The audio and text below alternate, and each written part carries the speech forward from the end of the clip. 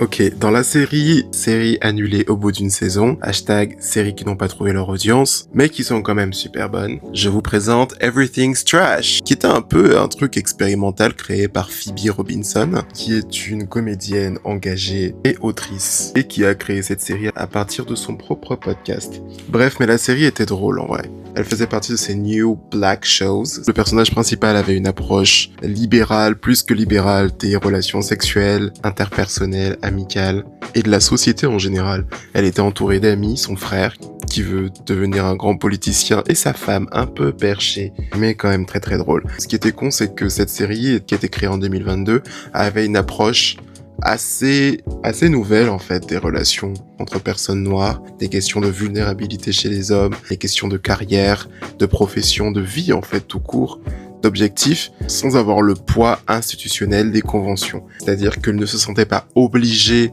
d'avoir un plot où la personne tombe enceinte ou se marie ou doit se marier à la fin de la saison ou doit avoir un enfant aussi à la fin. C'était complètement fou et libéral. C'était complètement libre en fait. Et cette notion de liberté chez les femmes noires est hyper présente dans les séries un peu New Age. On peut le voir par exemple dans la série Harlem, dans la série She's Gotta Have It, avec Nola Darling, et dans un autre registre dans le dernier film de Paul Thomas Anderson, One Battle After Another. Et je trouve ça assez intéressant pour être souligné. Et c'est toujours cool d'avoir une série qui aborde les choses de façon assez libre, la façon de s'aimer, les corps, la façon d'aimer son corps, la façon de faire société, même si c'est encore sous le même trope de l'artiste fauché qui ne sait pas encore ce qu'elle veut faire de sa vie.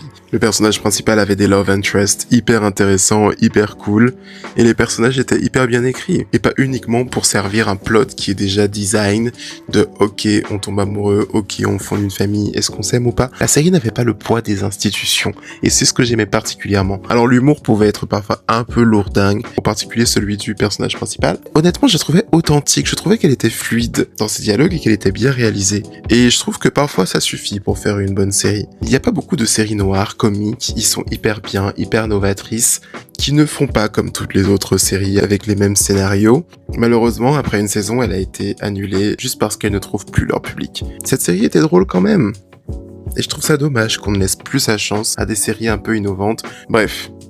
Everything's trash, and canceling a show after one season is trash. Donc ouais.